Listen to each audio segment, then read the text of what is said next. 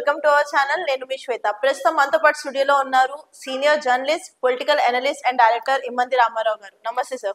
నమస్తే అమ్మా. సార్, తెలంగాణ మంత్రివర్గ విస్తరణ ముహూర్తం ఎప్పుడు ఉంది అండ్ దీంట్లో ఎవరికి అవకాశం వస్తుంది అంటారు?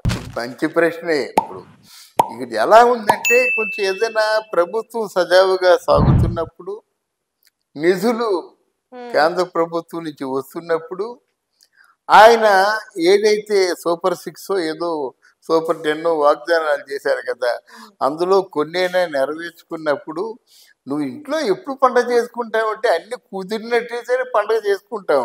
పండుగ చేసుకోవడానికి డబ్బులు లేనప్పుడు ఏం పండుగ చేసుకుంటాం అన్నది సత్యమైన ప్రశ్న. ఇప్పుడు తెలంగాణ ప్రభుత్వం అలాగే ఉంది. ఏమైందో ఏం జరిగిందో లోగుట్టు పెరుమాలు కెరిక. తెలంగాణ రాష్ట్రం అన్ని రాష్ట్రాల కంటే ధనవంతమైన రాష్ట్రం అని అనిపించుకుంది. ఎందుకంటే ఇక్కడ ఉన్న పరిశ్రమలు ఎక్కడా లేవు. ఇక్కడ ఉన్నటువంటి ఇప్పుడు ఆదాయ వనరులు కానీ మెన్ కానీ ఎక్కడా లేరు. చాలా బాగా ఉంది తెలంగాణ. ఆ బాగా ఉన్నది కనుకనే కేసీఆర్ ఏమన్నాడు, మనకున్న 20 మనతో కలిపి 29 అంటే మిగతా 28 రాష్ట్రాలకు కూడా, రాష్ట్ర ముఖ్యమంత్రులకు కూడా నేను ఎలక్షన్ ఖర్చు పెట్టుకుంటాను, నన్ను ప్రధానమంత్రిని చేయండి అని అప్పుడే కదా టీఆర్ఎస్ పార్టీని కాస్త బీఆర్ఎస్ పార్టీగా చేశాడు. అంటే 28 రాష్ట్ర తనుగాక 28 మంది రాష్ట్ర ముఖ్యమంత్రులకేమో ఆర్థిక సహాయం చేస్తాయి. ఎలక్షన్కి ఎన్ని వేల కోట్లు ఖర్చు అవుతాయి. అలాగే 28 రాష్ట్రాలకు ఖర్చు పెట్టుకున్నానంటే మరి ఈ దగ్గర ఎంత డబ్బు ఉండాలని నేను అనుకున్నది కాదు, ప్రజలు అనుకునేది, దేశం అంతా అనుకున్నారు. అంతే కదా. నీకు వచ్చిన భయం లేదమ్మా. పెద్ద విల్లా కొంటానంటే కనీసం 2 కోట్లు కదా. ఏవో మంచి ఏదో రోవర్ కార్ ఏదో కొంటానంటే అదో కోటిన్నర కదా. అందువలన దీన్ని బట్టి అంతలా వేసుకుంటారన్నమాట. ఇక అట్లాంటి పరిస్థితుల్లో ఉన్నటువంటి తెలంగాణ ఈరోజు ఆర్థిక సంక్షోభంతో ఉంది. ఎవరు అవునన్నా కాదన్నా ఆర్థిక సంక్షోభమే. అంటే 10 రూపాయలు ఇవ్వాల్సిన చోట కనీసం 3 రూపాయలే ఇస్తున్నాడు. 4 రూపాయలు కూడా ఇవ్వలేని పరిస్థితి ఏర్పడింది. లేనిది ఎక్కడి నుంచి వస్తుంది? ఇప్పుడు మంత్రివర్గ విస్తరణ కోసం కొంతమంది కాంగ్రెస్ ప్రభుత్వంలో ఎవరైతే ప్రభుత్వ నిర్మాణానికి సహాయం అందించారో మరి వాళ్ళు కూడా సంతృప్తి పడతారు కదా. ఎవరెవరైతే జెండా మూసారో అందులోనూ రేవంత్ రెడ్డే అనుకోలేదు కాంగ్రెస్ పార్టీ గెలుస్తుందని, ఆయనే అనుకోలేదు తాను ముఖ్యమంత్రి అవుతానని. అనుకోకుండా వచ్చిన అదృష్టం అయింది. తర్వాత చాలా కష్టపడ్డాడు రేవంత్ రెడ్డి. కానీ ఇప్పుడు ఏంటంటే ఎవరెవరైతే ఈ తెలంగాణ కోసం బాగా పాటుపడ్డారో వాళ్ళందరికీ మంచి పదవులే ఉంటాయి. ఇంకా ఎక్కువ ఎక్స్టెన్షన్ చేయలేదు కదా. మనకు కనిపిస్తున్న వాళ్ళు వీలే కదా.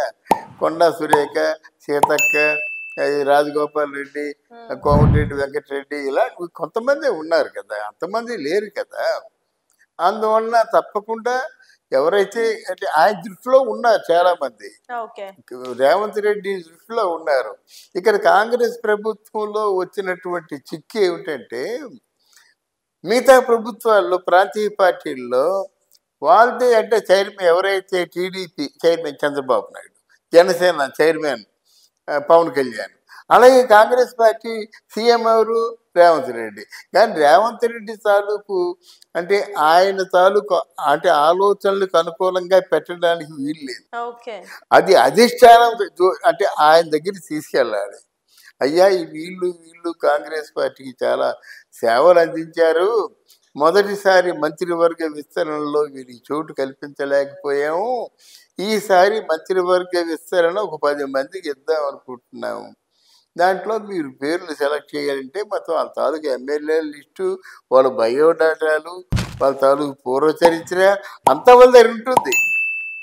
తర్వాత ఈలోగా అంటే ఎన్హాన్స్ చేస్తున్నారంటే ఈలోగా మెసేజ్లు పెట్టేసేవాళ్ళు, టెలిఫోన్లో మాట్లాడేవాళ్ళు చాలామంది ఉంటారు. సార్ మేము ఇంతకాలం నుంచి జెండా మోస్తున్నాం సార్ అని చెప్పేవాళ్ళు. ఈయన అంటే పెద్ద సీనియర్స్, లేదండి ఆ కుర్రాడు బాగా చేస్తున్నాడు, ఆయనకి మీరు తప్పకుండా మీరు ఏదో ఒక మంత్రివర్గ విస్తరణలో ఏదో చోటు ఇవ్వాలని సిఫారసు చేసిన వాళ్ళు ఉంటారు, చాలా మంది ఉంటారు. అంటే ఇక్కడ రేవంత్ రెడ్డి తాలూకు ఇష్టానుసారంగా ఏమి జరగదు. ఇక్కడ అధిష్టానం కనుక ఎవరి పేరు చెప్పలేము. ఎవరి పేరు లేకపోతే ఉత్తమ్ కుమార్ రెడ్డి, తర్వాత ఏమో ఎవరు మన కోమటిరెడ్డి వెంకటరెడ్డి, బట్టి విక్రమార్క, వీళ్ళందరూ కంటే వెళ్ళిపోయారు అధిష్టానం వారికి. నేను ముఖ్యమంత్రి అని. కానీ మీరు ఎవరు కాదురా బాబు, అక్కడ రేవంత్ రెడ్డి ఉన్నాడు, ఆయన ముఖ్యమంత్రి అని చెప్పారు. అంటే అధిష్టానం తాలూకు ఆలోచన ఎలాగుంటుందంటే అలాగుంటుంది కనుక మనం ఎవరి పేరు చెప్పలేము. అది వాళ్ళు దే ప్రిఫర్ సీఎం గారు వచ్చి వీళ్ళైతే నాకు వాళ్ళతో పని చేయించుకోగలను అని చెప్పినట్టయితే ఒక ప్రయారిటీ ఇస్తారు. ఒక 55-60% ప్రయారిటీ సీఎం తాలూకు ఎంపీ మీద ఆధారపడి ఉంటుంది. Okay sir, thank you so much. Thank you అమ్మా, థ్యాంక్ యూ వెరీ మచ్.